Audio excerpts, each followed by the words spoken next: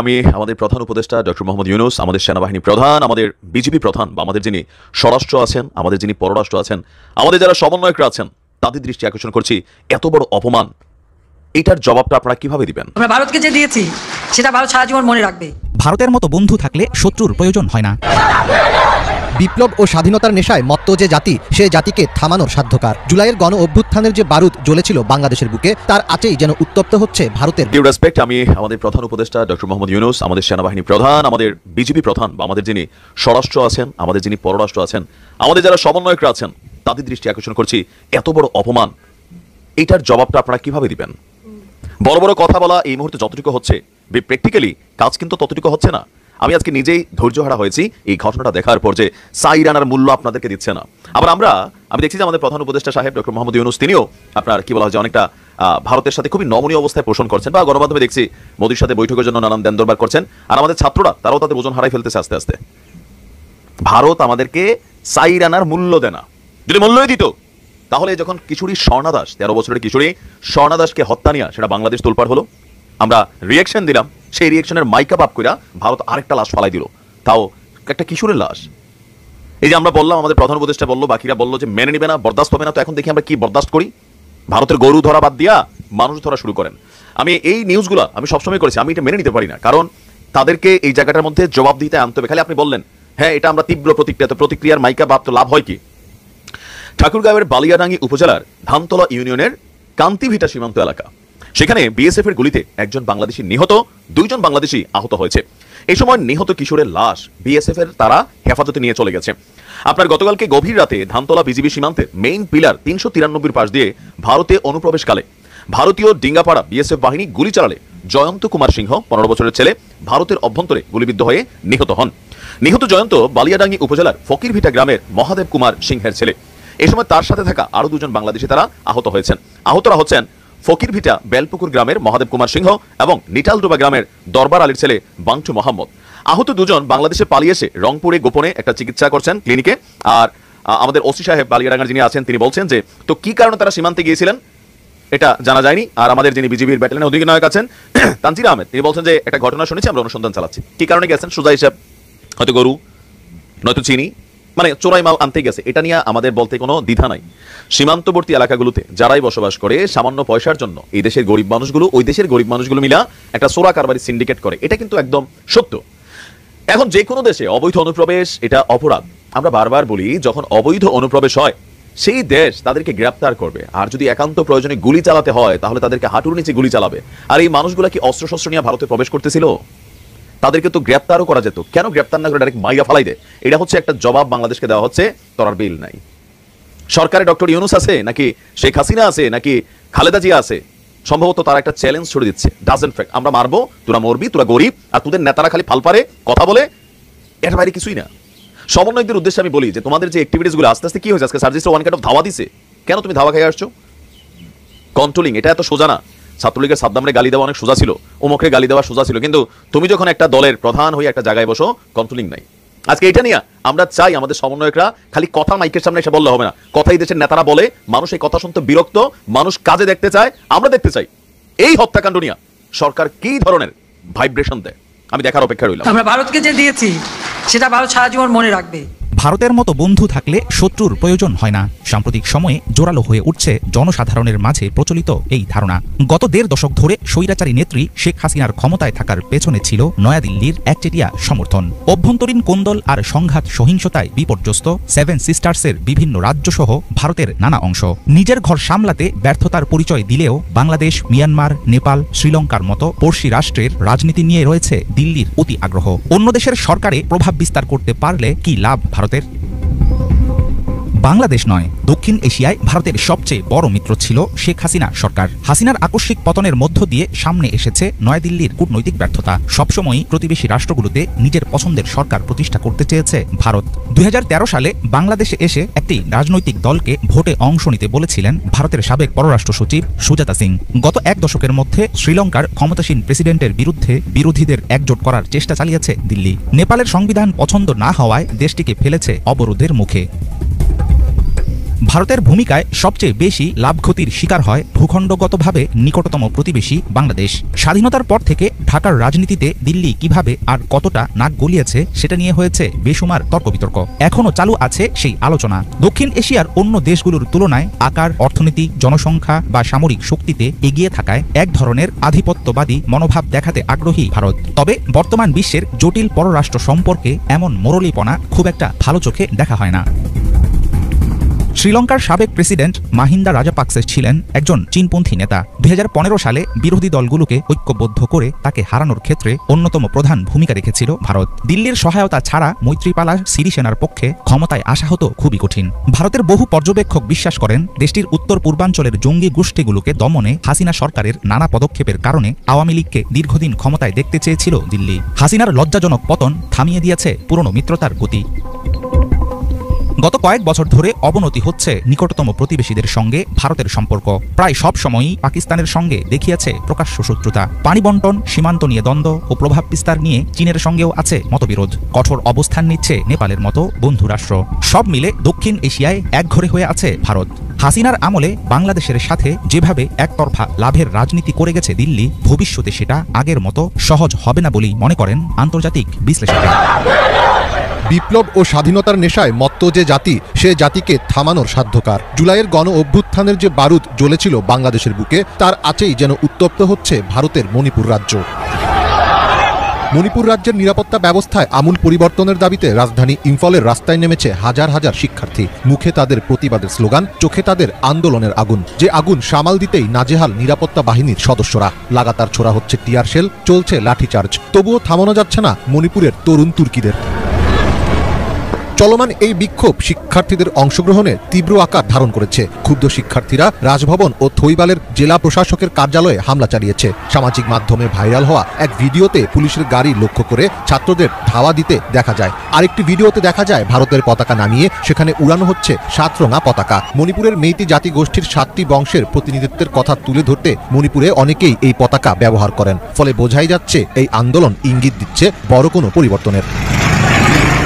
আন্দোলনরত শিক্ষার্থীদের দাবি, রাজ্যের বর্তমান নিরাপত্তা উপদেষ্টাকে অপসারণ ও মণিপুরে শান্তি ফেরাতে রাজ্য সরকারের হাতে সর্বোচ্চ ক্ষমতা দিতে হবে। এই দাবিতে ছাত্রদের পাশাপাশি রাস্তায় নেমে আন্দোলনে সামিল হয়েছেন সাধারণ জনগণ। শুধু তাই নয়, মশাল হাতে রাস্তায় নেমে আসেন হাজার হাজার নারী। যে বিষয়টি নিয়ে আলোচনা করব, এটা ইতিহাসের আলোকে। সেটি হলো শেখ হাসিনার ভবিষ্যৎ কি, আওয়ামী লীগের ভবিষ্যৎ কি। আওয়ামী লীগ রাজনীতিতে টিকে থাকবে, বা এখন যারা রাষ্ট্র ক্ষমতায় আছেন তাদের জন্য আওয়ামী লীগ কি কোনো সমস্যা সৃষ্টি করতে পারবে? বিএনপির জন্য আওয়ামী লীগ এখনো প্রতিদ্বন্দ্বী হিসেবে আছে, নাকি এটি শেষ হয়ে যাবে? আওয়ামী লীগের অফিস বন্ধ, লোক নাই, সব পলাতক, এটাই কি শেষ কিনা? এটি যদি আপনাকে বুঝতে হয় ভবিষ্যৎ, তাহলে আপনাকে ক্যালকুলেশন করতে হবে যে শেখ হাসিনা যখন খুব ক্রাইসিস যাচ্ছিল, the last month of Sheikh Hasina, অর্থাৎ জুলাই এবং আগস্ট, অর্থাৎ জুলাই মাসের 5 তারিখ থেকে আগস্ট মাসের 5 তারিখ পর্যন্ত এই একটি মাস। তো এই একটি মাসে শেখ হাসিনার জীবনে কি কি ঘটেছিল, এটার উপর নির্ভর করবে আগামীতে তিনি ফেরত আসতে পারবেন কি পারবেন না, বা রাজনীতিতে আওয়ামী লীগ টিকবে কি টিকবে না। তো এই জিনিসটা মূল্যায়ন করার আগে আপনাকে ট্র্যাজেডি কিং হিসেবে পরিচিত, সেটি হলো নবাব সিরাজউদ্দৌলা। তার যে শেষ একটি মাস অর্থাৎ 23শে জুন 1757, এই সময় থেকে আপনি যদি 23শে মে এই একটি মাস আপনি বিশ্লেষণ করেন, তাহলে আপনি দেখবেন যে তার খুব কাছের যারা মানুষ তারা তার সাথে বেইমানি করেছিলেন, মুনাফিকি করেছিলেন, এবং তার মধ্যে রাজদরবার থেকে শুরু করে সব জায়গাতে ঘাপটি মেরে থাকা যে শক্তিশালী যে গ্রুপটি, এটি মানে তার যারা বন্ধু আপনজন মোহনলাল, মীর মদন, এদের সাথে এরা শক্তিশালী ছিলেন। তো এই শক্তিশালী গ্রুপটিকে নবাব সিরাজউদ্দৌলা মোকাবেলা করতে পারেননি, এবং এই শক্তিশালী গ্রুপটির ক্রিয়ানক হিসেবে তিনি যাকে বলা হয় শেষ পর্যন্ত পলাশীর মাঠে পরাজিত হয়েছিলেন।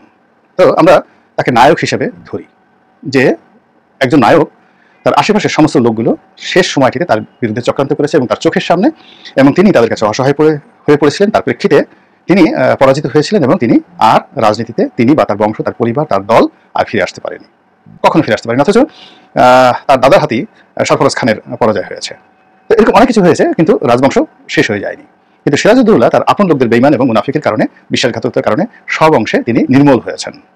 সেই নির্মূল হওয়ার কারণে তিনি আর রাজনীতিতে ফিরে আসতে পারেননি। একইভাবে আপনি বঙ্গবন্ধু শেখ মুজিবুর রহমানের কথা চিন্তা করেন, তাকে কিন্তু সব অংশে নির্মূল করা হয়েছিল, তো নির্মূল করার পরেও মানে একেবারে হাতে গোনা কয়েকজন লোক তার সঙ্গে বেইমানি করেছিল।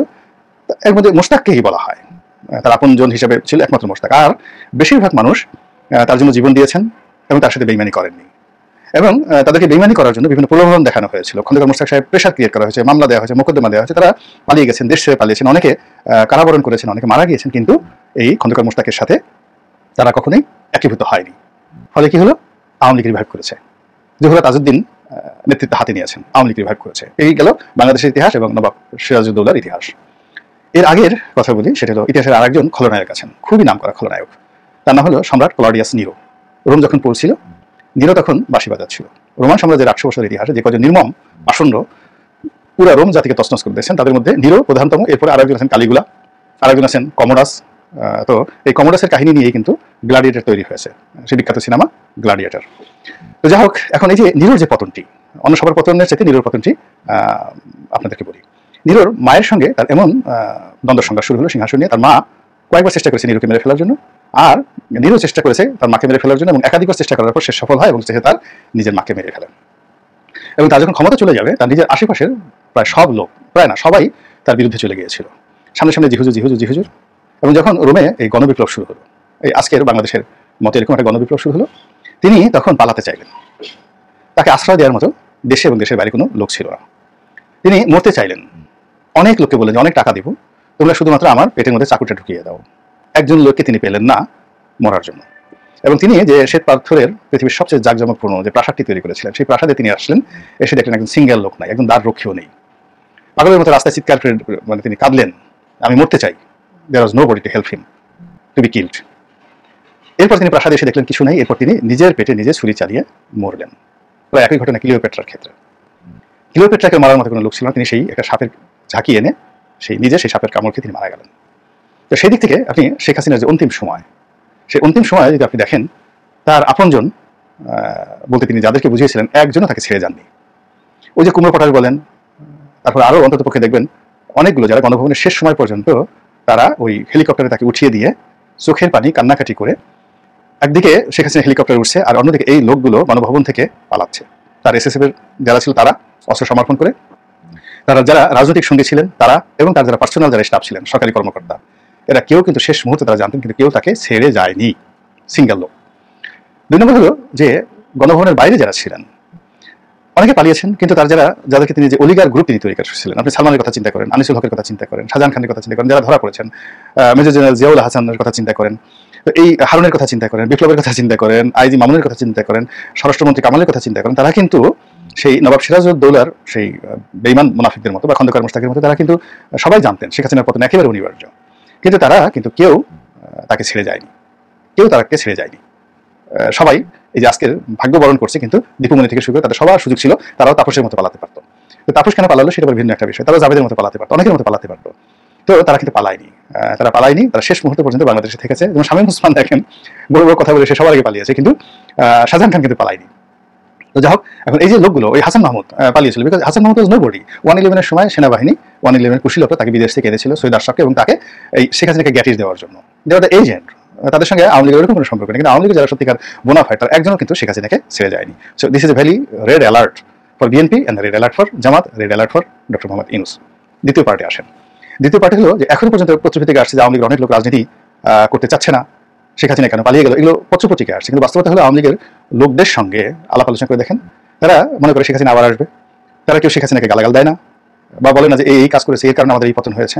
এবং একই ঘটনা কিন্তু দেখেন বিএনপি তারেক রহমান সাহেবের ক্ষেত্রে হয়েছিল এবং বেগম খালেদা জিয়ার ক্ষেত্রে হয়েছিল। অর্থাৎ তাদের উপর রাষ্ট্রীয় জুলুম অত্যাচার চলেছিল, এবং তাদেরকেও কিন্তু 111-এর সময় যে একটা বিপ্লবের মাধ্যমে তাদেরকে ক্ষমতাচ্যুত করা হয়েছিল। কিন্তু বিএনপির কোনো লোক কিন্তু তাদেরকে ছেড়ে যায়নি, একদিনের জন্য তাদেরকে ছেড়ে যায়নি, শেষ সময় পর্যন্ত তাদের সঙ্গে লেগেছিল। ফলে আওয়ামী লীগ শত চেষ্টা করে বিএনপি কিন্তু ফিনিশ করতে পারেনি। জামাতের একই অবস্থা, অর্থাৎ জামাতের কোনো লোক সেই আওয়ামী লীগের চাপে জামাত ছেড়ে যায়নি, বা জামাত চুপচাপ ছিল, বাট জামাতের পক্ষে রেখেছে।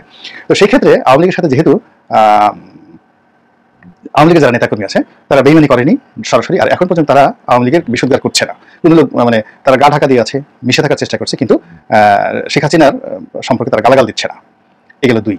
3 নম্বর হলো যে বিএনপি এবং জামাত, এই দুটো দলের যে সত্যিকার অর্থে যে বিদেশি পার্টনার, বন্ধু, কৌশলগত বন্ধু, সেই বন্ধুরা বিএনপি এবং জামাতের বিপদে এগিয়ে আসেনি। অর্থাৎ জামাতের কোনো লোককে অফিসিয়ালি পাকিস্তান আশ্রয় দেয়নি, সৌদি আরব আশ্রয় দেয়নি, আবার বিএনপির কোনো লোককেও সৌদি আরব অফিসিয়াল আশ্রয় দেয়নি কিংবা চীন আশ্রয় দেয়নি। কিন্তু সেই ক্ষেত্রে শেখ হাসিনাকে কিন্তু ভারত আশ্রয় দিয়েছে। শুধু তাই নয়, ইতিমধ্যে কত মানুষ, লাখখানিক তো আওয়ামী লীগের লোকজন সীমান্তের পাড়িতে পালিয়ে চলে গেছে। এরা ভারতে আছে এবং এদের টাকা আছে, যারা পালিয়ে গেছে তাদের টাকা আছে, তাদের ক্ষমতা আছে, তাদের কৌশল আছে এবং তাদের অসংখ্য নেতাকর্মী বাংলাদেশের আনাচে কানাচে ঘুরে বেড়াচ্ছে সব মিলিয়ে। এখন সেক্ষেত্রে আপনার কি মনে হয় শেখ হাসিনা সেই নবাব সিরাজউদ্দৌলার মতো ট্রাজেডি কুইন হয়ে একেবারে বংশ সহ রাজনীতি থেকে তিনি উচ্ছেদ হয়ে যাবেন, নাকি তারেক রহমান সাহেব বা বিএনপির মতো আবার বা জামাতের আমিরের মতো আবার তাদেরকে রাজনীতিতে তারা ফিরে আসবেন এবং সেই সুযোগ তৈরি হবে? আমি শুধু আলোচনা করলাম, আমি কিছু। প্রিয় দেশবাসী, শুরু থেকে শেষ পর্যন্ত যারা এই ভিডিওটি দেখেছেন সকলকে জানাই অসংখ্য অসংখ্য ধন্যবাদ। যারা এরকম নিউজ ভিডিও পেতে পছন্দ করেন তারা অবশ্যই এই চ্যানেলটি সাবস্ক্রাইব করে পাশে থাকা বেল আইকনটি বাজিয়ে দিবেন। যারা এখন এই ভিডিওটি শেয়ার করেননি, এই ভিডিওটি দ্রুত শেয়ার করে সকলকে দেখার সুযোগ করে দিন। আজকের মতন এই পর্যন্ত দেখা হচ্ছে পরবর্তী কোনো ভিডিও নিয়ে, ইনশাল্লাহ।